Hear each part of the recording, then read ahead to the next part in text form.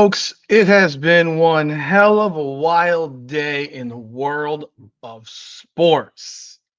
And none of it actually has anything to do with actual sports. It has to do with the people who are covering the sports. By now, you already know what's popping in the world of sports and the big time lawsuit that's involving Fox Sports One, Fox Corporation, Skip Bayless, Joy Taylor, the sexual escapades of Joy Taylor and Executive Vice President Charlie Dixon and Emmanuel and her colleague co-host Emmanuel Acho. I mean, it's one after the other after the other. This is a reality TV show. Let me tell you that for sure. Just looking right now on my YouTube feed, I mean, there's video after video after video in reference to this situation here involving Joy Taylor, Skip Bayless, and I mean realistically, right now, the person who's on the chopping block and who is in front of the firing squad, it's Joy Taylor. And here's why: it's Joy Taylor because she's still actually employed by Fox.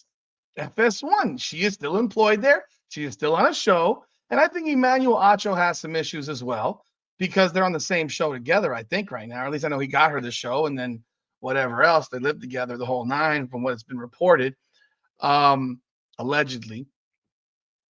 Skip Bayless is gone from at Fox. So he really, he's not so much a major issue, but at the same time, and of course, the vice president, Charlie Dixon, he has some splaining to do, especially to his wife, who she probably already knew about all this crap to begin with, because you don't get to the point of a lawsuit unless people don't want to pay in potentially, conversations of, look, we're going to sue your ass and you might want to pay up.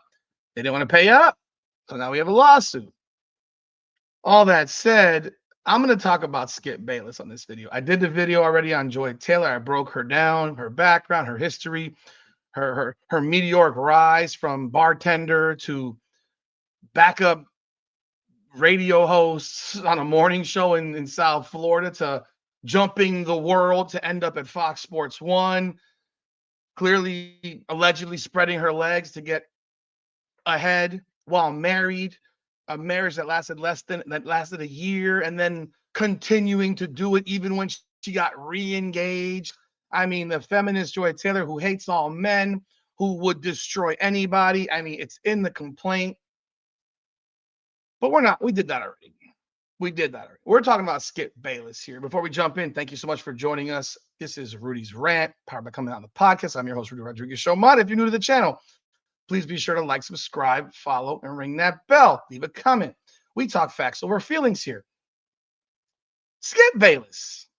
Skip Bayless. Skip Bayless. Skip Bayless in this lawsuit with Nushin Faraji. He didn't want Joy Taylor on his show initially. He acquiesced to Dixon because he was his friend, because Dixon was allegedly porking Joy Taylor. And with that came Faraji, who became friends with Taylor and became her hairstylist. And when she got on with the Undisputed, Skip Bayless had her do his hair as well. I mean, I'm going to be real with you. I don't know what was so special about the hairstyle for Skip Bayless. It's very, very basic. It's just spraying some putting some mousse, he has a comb over parting. I mean, it doesn't seem like a magical job, but clearly, apparently grown men at, I don't know, their 50s and 60s and 70s can't even comb their own hair. Women, I get it. They do styling and all that stuff. But men, like, bro, you don't need a stylist for your basic haircut. So in this complaint, it talks about, and I'm going to go through the complaint. I'm going to go through the complaint for you. And as I've seen all the Joy Taylor stuff. I'm going to be doing this raw with y'all and going through this complaint. Mr. Bayless begins to give Miss Faraji lingering hugs and kisses on the cheek while putting his body against hers and pressing against her breasts. After reporting by the talk show host fell on deaf ears, Mr. Bayless began requesting that Miss Faraji give him a haircut once a week in the makeup room. Miss Faraji did as she was told, as Miss Peretti required Faraji to give haircuts to talent. Initially, during the haircuts, Bayless would discuss Bayless's life, or that wife, I think, his life, his work at Fox, and other innocuous matters. However, after the haircut started, he began finding excuses to touch Faraji. He would give her lingering hugs after each haircut, putting his body against her own, pressing against her breast. He then began to kiss her on the cheeks. Faraji was uncomfortable by the physical contact and would make excuses to leave right after the haircuts. After she was giving him in around summer of 2017, he told her that she was voluptuous. I will tell you this, and look, I'm gonna keep it 100 here and keep it a buck because that's what I do. I have a very beautiful wife. All right, I have a very beautiful wife. My beautiful wife is curved. She has curves. She has large breasts. She has a big ass. She is a gorgeous woman. Okay. Now, every place that my wife has gone to work for, she has been sexually harassed. Every place, every single place. Someone has sexually harassed her. Literally, as soon as she walks in the door. I've heard the stories. I'm not going to repeat them, but she has absolutely been sexually harassed.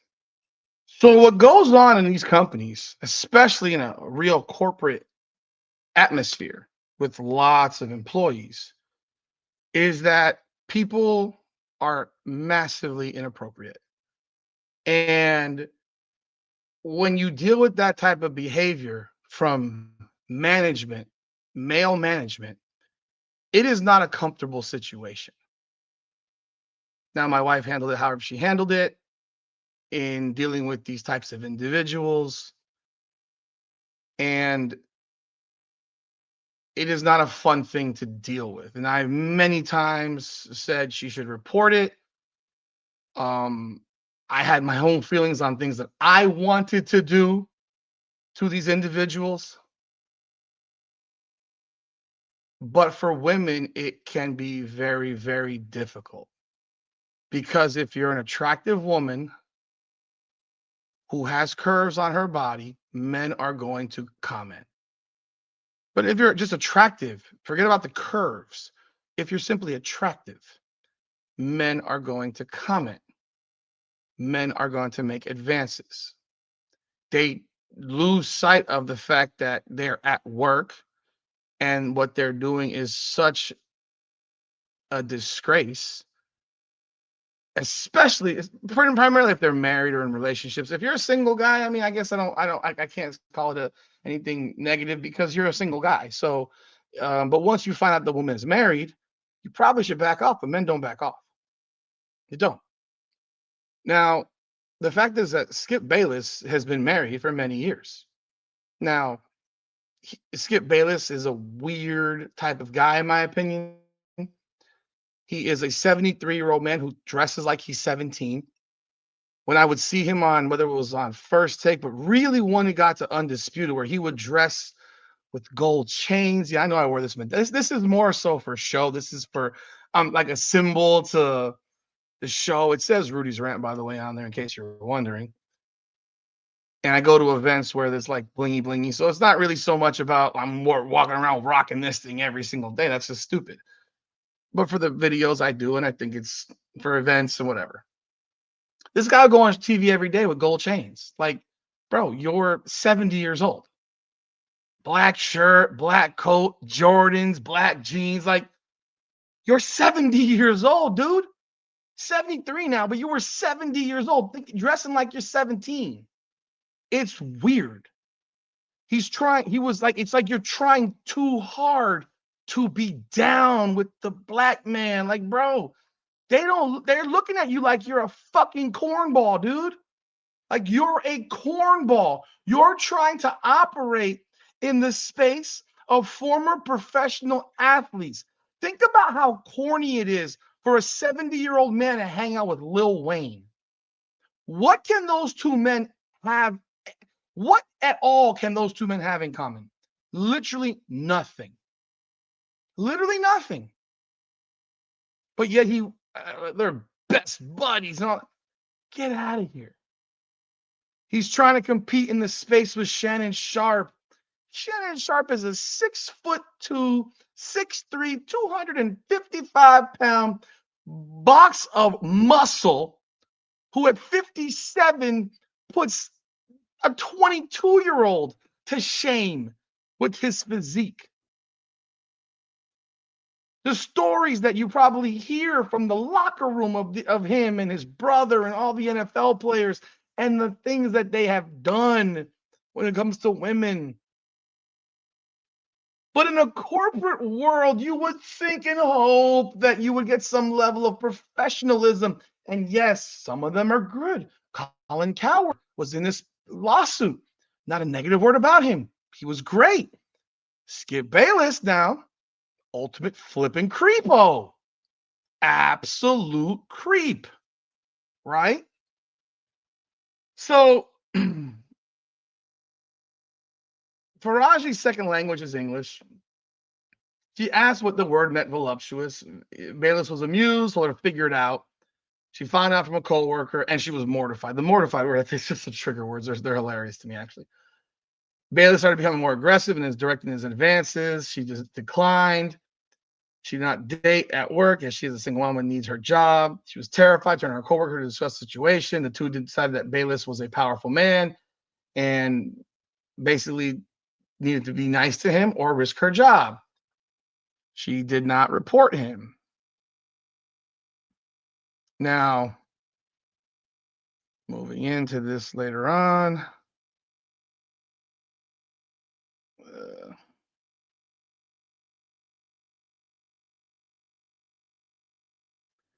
He continued to make advances. He would lingering hugs and kisses on the cheek, inappropriate comments. He could change her life if she acquiesced to having sex. Now, Faraji would also make excuses regarding her son, politely change the subject, make a joke, anything to keep Bayless appeased and her job safe. She developed issues with her left ovary and advised it could be cancer with a fourth biopsy scheduled. She explained the situation to Bayless, hoping that he would take pity on her and cease his advances. Instead, he told her that he wanted to be with her. Remember, Skip Bayless is married. Faraji panicked and began rambling that there were cameras everywhere, has a child, that she does not want him. Bayless then grabbed and began kissing her. Grabbed her. What is? Why does this say? Why does it look like that? She offered her $1.5 million to have sex.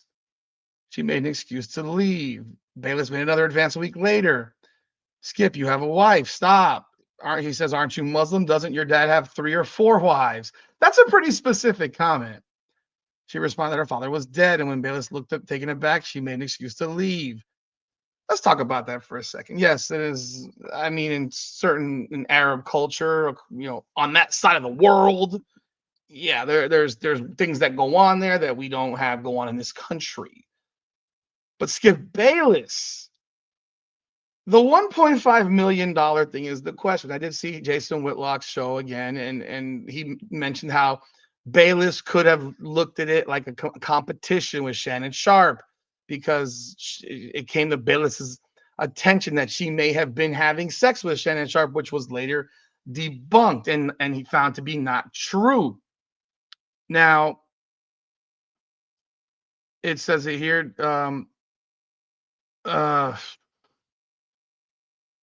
Faraji, concerned about her job, walked to Bayless's fitting room to see if everything was okay. Bayless answered the door, and before Faraji could speak, he began to angrily accuse her of fucking Shannon Sharp. Faraji tried to explain that she did not have any feelings towards Sharp and never slept with him or any other talent or employee at Fox, but before she could speak, Bayless demanded she come to his car after the show. Faraji responded that she could not come sit in his car as it was inappropriate. He grew irate and he left.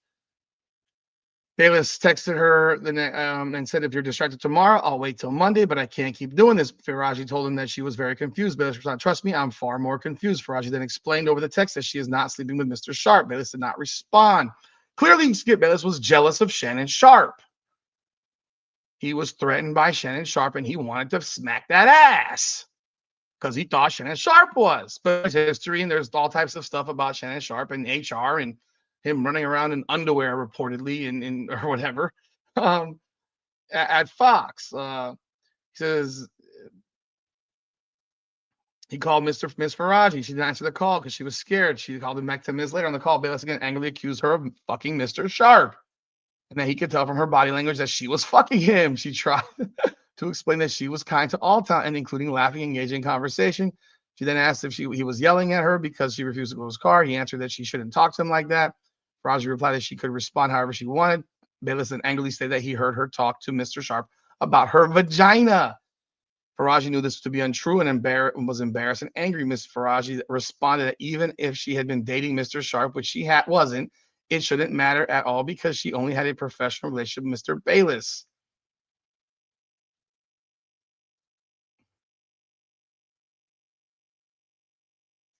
So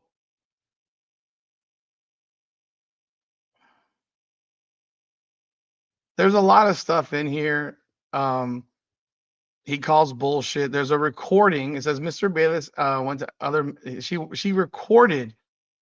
Miss Bayless then arrived in makeup for Miss Faraji to cut her hair in accordance with his regular schedule. Bayless knew that the makeup room was always recorded and clearly states this room is bugged. During their conversation, Mr. Bayless said that he would hate for her to lose her job, but you can't keep fucking my arch rival. She responded by reiterating that she's being polite to Mr. Sharp as part of the job. Bayless said, bullshit, bullshit, bullshit, calling bullshit on you. He then warned that he doesn't want her to lose her job over this. Faraji responded that she wasn't going to lose her job because she's a great hairdresser. He responded, I have love for you and I have for 6 years and you hurt me. How'd you get hurt, Bayless? You creepy ass fucking old man. You got hurt by what? That the younger woman doesn't want your old wrinkly ass? You are a married man. You are at work. Do not shit where you eat. Like, what is wrong with these people? But this is the pervasive culture that exists in so many corporate situations. I mean, it is disgusting what goes on in some of these corporate environments. It's toxic. It is absolutely toxic. And I do feel bad for many, many women. Do I feel bad for Joy Taylor? No, because she didn't earn her job. She didn't earn that. She didn't even earn the opportunity to be there. And it's more disgusting. What bothers me the most about Joy Taylor is the fact that if what is alleged is to be true, the fact that she would smash her way to the top, that's her choice. But she got married and then immediately did that. But so she's a really piece of trash of a woman who would get married and then go fuck her boss and then get divorced, then get engaged again and continue to fuck her boss, schedule another wedding to the point where the guy that she was going to marry was a fucking NBA coach, head coach no less. So not a poor man by any means.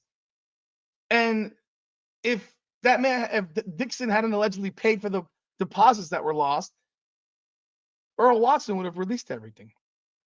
And then she says that at the end of the day, she was just doing this to when Dixon was no longer of use to her, she was going to expose him and call him basically a rapist and a sexual predator and destroy him. That's an evil human being. That's an evil person, people. Like that's sociopath behavior. That's sociopath behavior, people.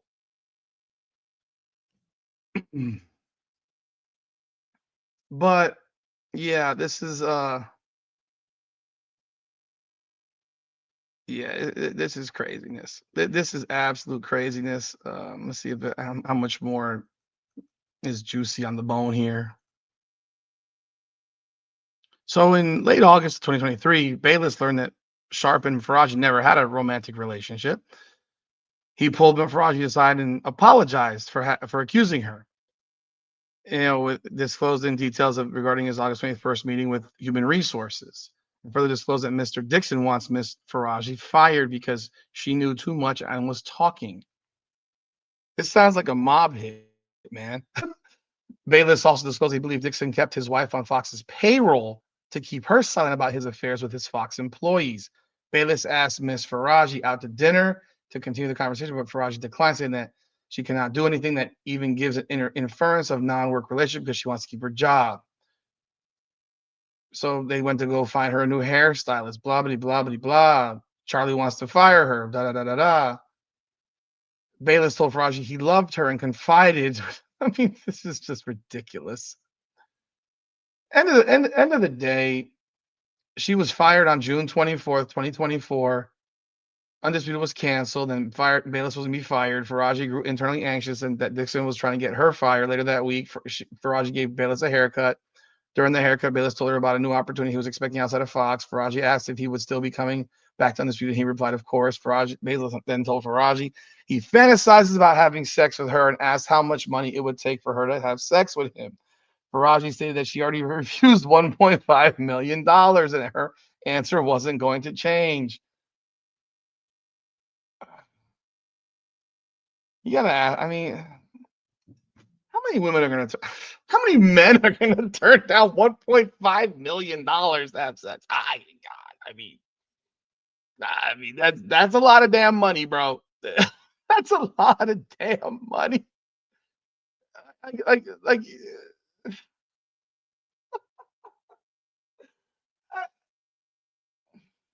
I can't say certain things because it's just not right. But you remember the movie Indecent Proposal? I think there's a lot of men out there that if their wife was offered $1.5 million for one night, the man might just say, "You can do it." I mean, I don't want to know about how it went, but for 1.5 mil, question is, do you really believe that he offered her $1.5 million? The more that you say no, the more I want you, Bayless says. Miss Faraji was pulled off the schedule on August 2nd, 2024, after Bayless was fired. The same day, he asked her to walk her to his car. Faraji felt like she had no choice but to walk into his car. Once in the car, they noticed Dixon in the parking lot looking at them. Bayless told Faraji, fuck Charlie. If you want to sue them, go for it. Fuck them. Charlie's not going to sleep tonight. He is scared of what I'm going to tell you. Fuck him.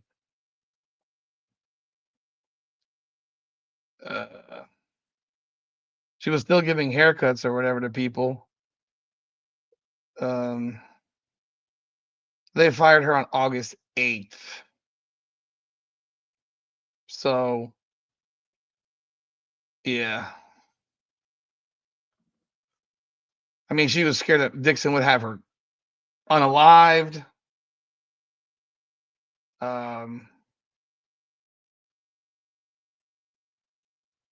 But I mean, basically at this point,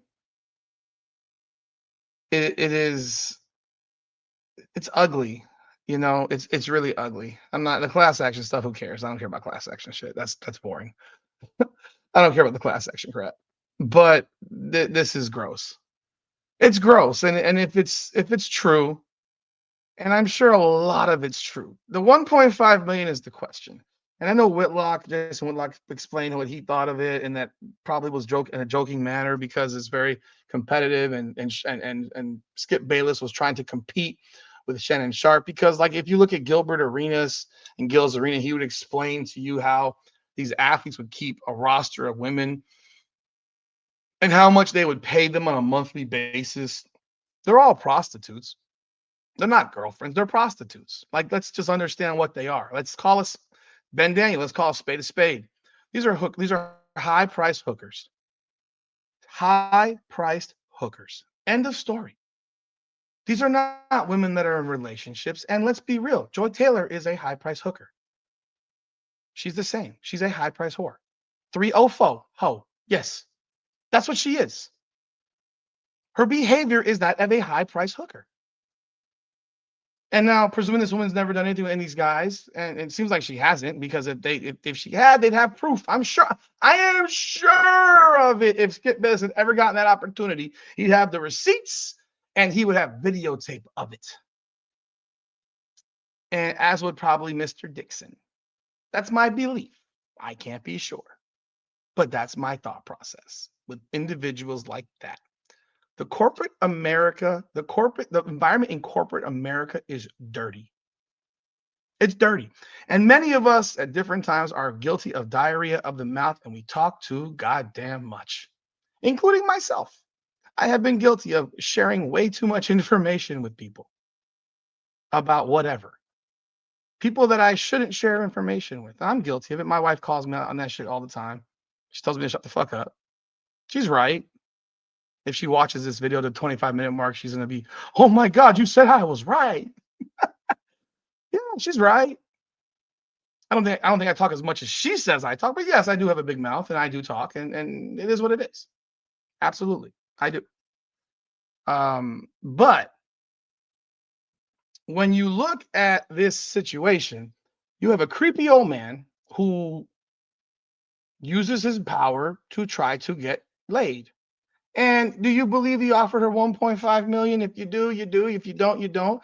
Do I believe he offered her money? Absolutely. But I think it's when you have a number, it's like it's different when you have a number. It's one thing if you said he offered me money. If like when you say 1.5 mil, like that's a number that makes a difference. Like when you can, like you got dates, like like this woman kept a diary of everything that popped off at Fox Sports One. She kept a diary of this stuff.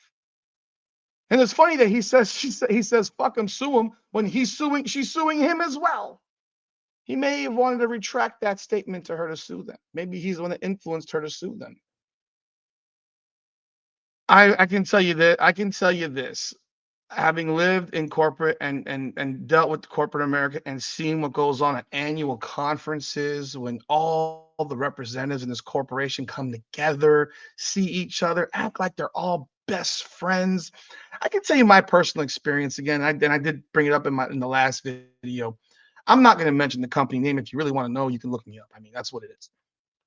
But the company I worked for, large international corporation. It's a great company, honestly. I mean, it provided me amazing opportunities that created where I got me to where I am today. But I earned it. I got multiple degrees. I have a master's in business administration. Worked in legal for many, many years before I got into the sales side. Worked internally in law firms. Then I've been external from law firms since 2016. Actually, no, I'm sorry, 2013. So I've been 11 years on the outside, 12 years on the 12 years on the outside selling to law firms, right? And then I started this podcast this year, and this is I enjoy doing this podcast. It's a lot of fun. I love talking sports. I love the banter. I love the interaction with everyone who watches these videos because that's why I comment. Whereas a lot of people on podcasts, they don't reply to your stuff. If you've noticed by now, I try to reply to comments, even if I disagree with you, even if you say nasty shit to me, I'll leave it there. I'm not going to delete your comment. I'll never delete your comment. Unless it's completely flipping racist, I will never delete your comment. You can say what you want. I will interact with you, agree or disagree. I just ask for common decency and respect in how you comment to me, but I'm gonna respond. I'm gonna like your stuff if I like. If I don't like it, I'm not gonna do anything. But I comment, I reply, and I take time in replying to people. I'm much more. I reply a lot more on YouTube. I don't have the energy to reply on fucking Instagram. The amount of comments that I see on Instagram that are just so nasty and vile, it's not worth the conversation. It's not worth the energy. It's too negative. It's too negative. If people think YouTube is negative, Instagram is 100 times more negative. I promise you. I promise you on that one. But when you look at, when I look at that situation and remember I had a regional manager who got in trouble for women that didn't feel comfortable around him. And then I personally saw things that people were doing. And no, saw it. Like literally, I'm here, you're right there, you're 15 feet from me. Not a good look.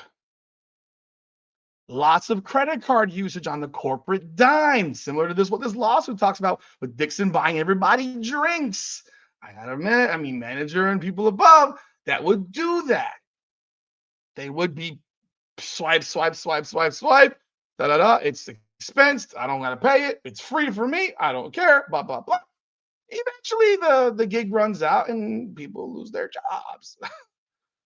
But the sexual innuendo. I mean, this is now again a company where most of the salespeople are men. There's some women, but mostly men.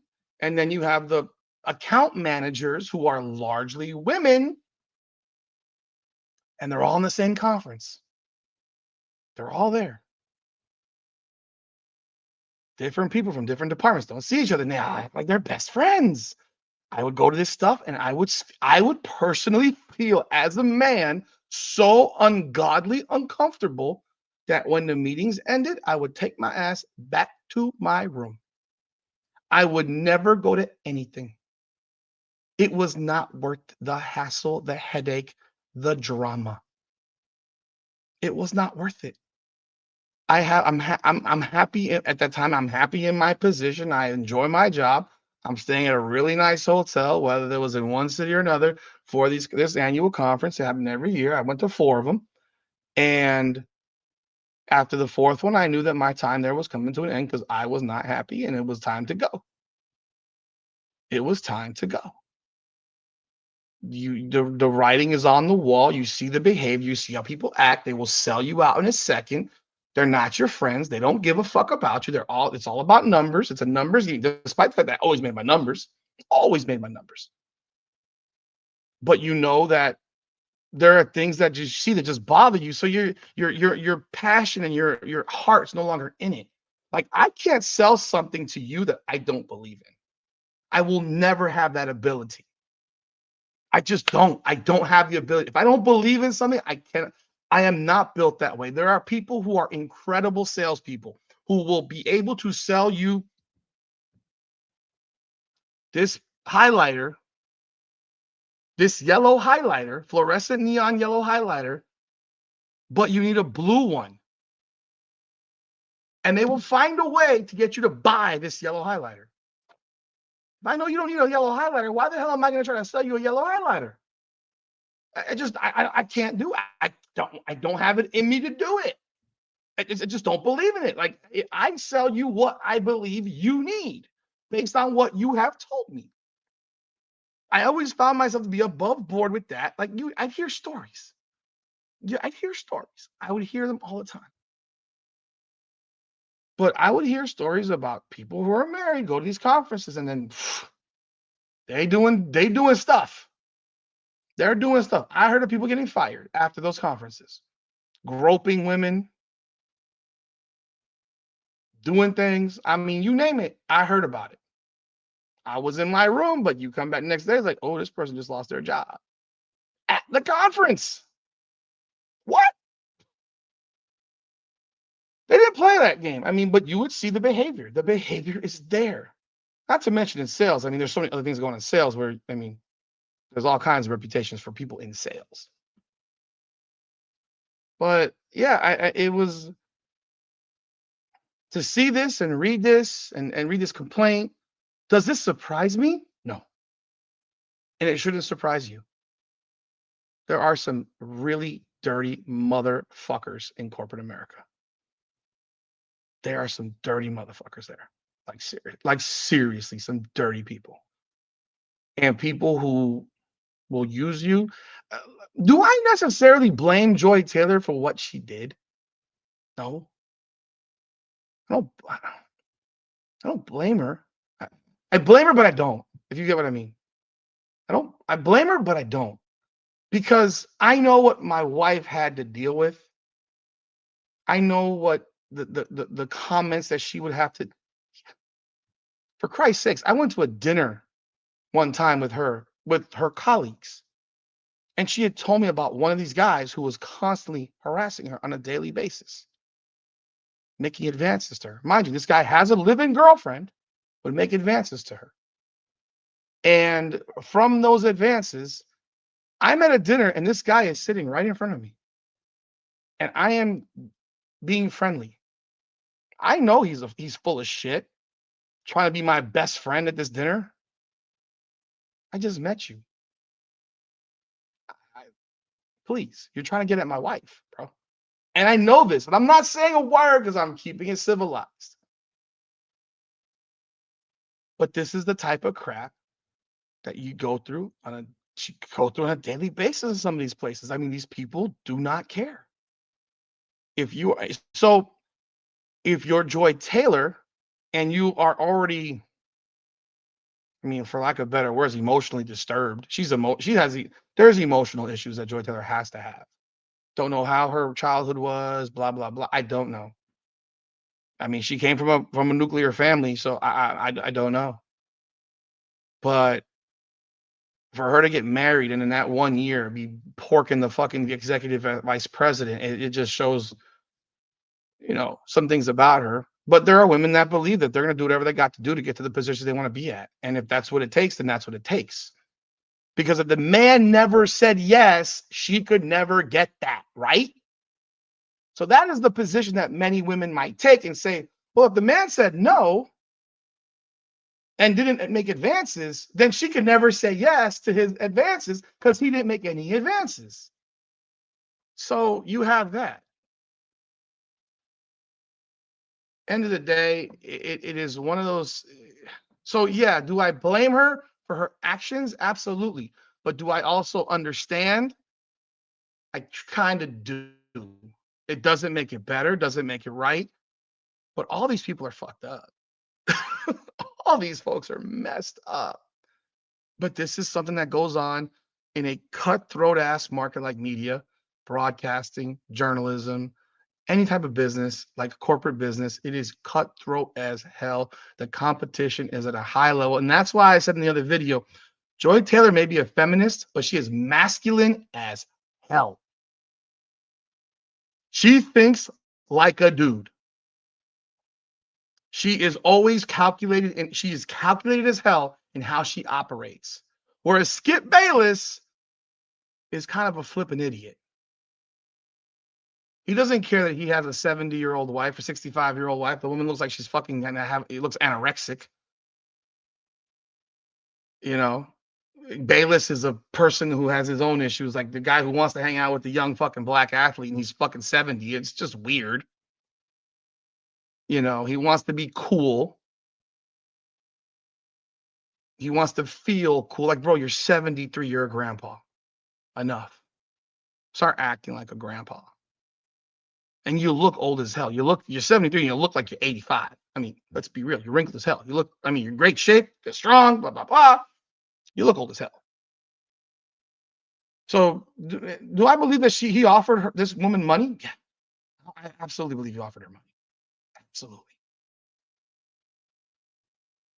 And at the end of the day, like when you look at all this whole lawsuit, if Fox Sports has any sense, every single person named in this lawsuit is fired tomorrow morning. By the time you see this video, they should all have been terminated. How can Joy Taylor walk through the hallway at Fox Sports, FS1, and not have everyone look at her like she is a fucking pincushion for dick? She gets dicked down by everybody. And there will be guys there at FS1 who will be like, well, how about I get a piece? When's my turn? Because she's giving it up to the VP. She's giving it up to Acho, her co-hosts. Seems like the only person above board there, from what we've seen so far, is Colin Cowherd. Because the rest of these folks, they are messed up. It's not a good look.